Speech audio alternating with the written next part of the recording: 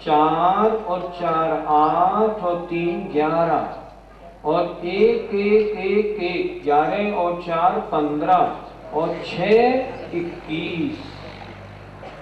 सूत्र से अगर आपने अर्थ निकालना सीख लिया तो सब सीख लिया। तत्वार सूत्र घोटा नहीं जाता, तत्वार सूत्र समझा जाता है कि सूत्र का अर्थ निकालना कैसे। अगर उतना सीख लिया अर्थ बिल्कुल स्पष्ट होगा।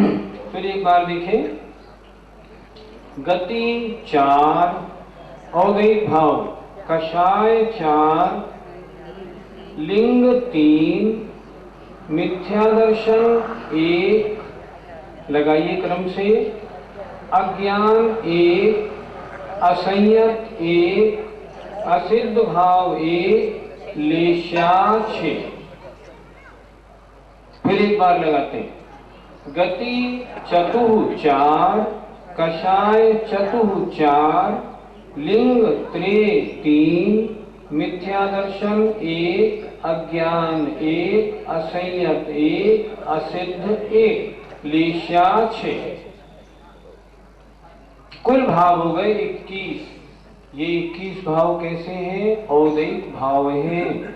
औदैहिक भाव किन्हें कहते हैं? जो कर्म के उदय से आत्मा के भाव बनते हैं उन्हें हम औदैहिक भाव कहते हैं। अब चले, गति 4, नरक गति, त्रिंच गति, मनुष्य गति, देव गति। इन्हें औदैहिक भाव क्यों कहा?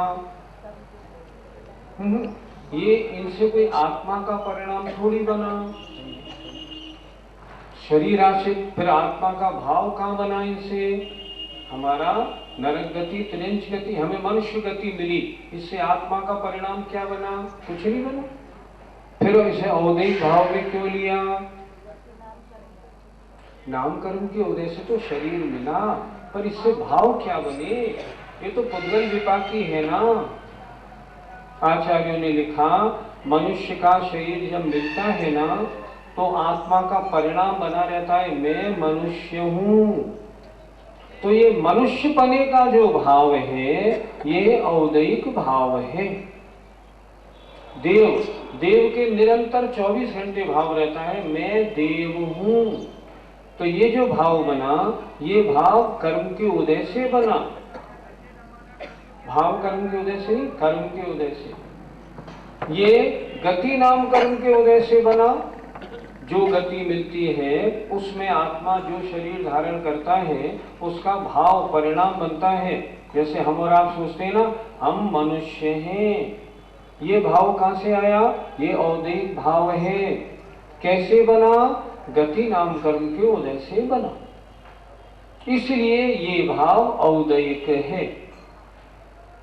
अच्छी तरह समझ लें। अब आगे चले, कषाय। कषाय नाम कर्म के उदय से क्रोध, मान, माया, लोभ, 4 भेद है इसके। कषाय नामक चारित्र मोहनी कर्म का जो उदय है उसके कारण आत्मा में क्रोध रूप, मान रूप, माया रूप और लोभ रूप जो परिणाम होते हैं वे औदैहिक भाव हैं। अगला, लिंग। लिंग 3। क्यों? कषाय, क्रोध कषाय का उदय हुआ तो आत्मा में क्रोध आएगा कि नहीं आएगा? क्या ऐसा हो सकता है जो क्रोध का उदय हो और आत्मा में कषाय नहीं हो? नहीं हो सकता। याद रखना, नियम क्या है, अगर 10 डिग्री की कषाय उदय में आएगी तो 10 डिग्री का कषाय उस क्रोध का उदय होगा ही, कोई रोकने वाला नहीं।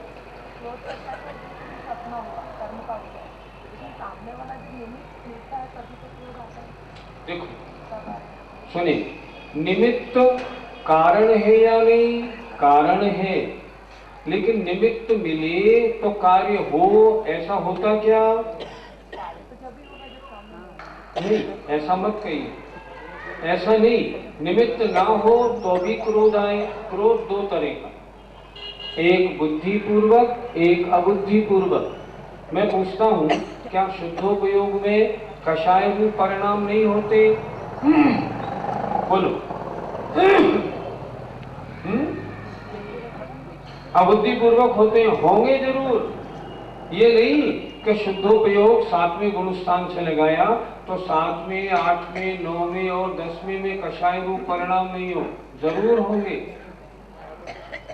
शुद्धोपयोग की परिभाषा तो हम ऐसी सुनते हैं, आत्मा के कषाय रहित परिणामों को शुद्धोपयोग कहते हैं। तो यहां अगर आपने कषाय का उदय करा दिया तो शुद्धोपयोग कैसे बनेगा? उत्तर, वास्तव में शुद्धोपयोग 7वें, 8वें, 9वें, 10वें गुण स्थान में भी नहीं है। कौन कह रहा है? पंडित टोडरमल जी। कहां कह रहे हैं? मोक्ष मार्ग प्रकाशक में स्पष्ट लिख रहे हैं, करणान योग की अपेक्षा तो शुद्धोपयोग यथाख्यात चारित्र होने पर होए है। हम चौथे गुण स्थान में माने बैठे। देखो कितनी सोचने की बात है। उठाओ तो सही मोक्ष मार्ग प्रकाशक क्या लिख रहे हैं पंडित टोडरमल जी। स्पष्ट चर्चा, शुद्धोपयोग तो करणान योग की अपेक्षा यथाख्यात चारित्र के साथ ही हुए हैं। गुणस्थान 11 और 12 क्यों लिखा? इसलिए लिखा 10वें गुणस्थान तक कषाय का उदय है। शुद्धोपयोग की परिभाषा, कषाय रहित आत्म परिणामों को शुद्धोपयोग कहते हैं। ये परिभाषा। पर हमें सुनने में तो जाने क्या क्या आता है। सुनो नहीं, ज्ञानी बनो। नहीं, अकिंचित कर नहीं, क्योंकि निमित्त उन कर्म के उदय में सहकारी बनता है। लेकिन निमित्त दो प्रकार के, बाह्य निमित्त और अंतरंग निमित्त। बाह्य निमित्त जैसे मान लो मुनि महाराज के सामने महिलाएं प्रवचन सुन रही हैं, बाह्य निमित्त महिला मौजूद है। अंतरंग निमित्त पुरुष वेद का उदय भी है। विकारी परिणाम क्यों नहीं हो रहे हैं? निमित्त ये नहीं कि वो विकारी परिणाम बना ही दे। अगर अंतरंग में पुरुष वेद का मंद उदय है तो विकारी परिणाम नहीं बनेगा। आप सो रहे हैं मान लीजिए बिल्कुल, और सोते सोते सामने कोई नहीं है, फिर भी आपके मन में विचार आया, उनने ऐसे किया, कल जाके ठीक करूंगा, तो सामने वाला भी है नहीं, फिर भी ये बुद्धिपूर्वक। अच्छा, अबुद्धिपूर्वक शुद्धोपयोग में 7वां, 8वां, 9वां गुणस्थान कषाय का उदय परिणाम है या नहीं? परिणाम है।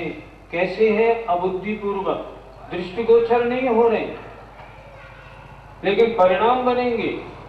कषाय का उदय, अगर कषाय का उदय 10वें गुणस्थान में नहीं मानोगे तो मुझे बताओ 10वें गुणस्थान में जो 6 कर्मों का बंध हो रहा है उसका स्थिति अनुभाग किससे बनाओगे?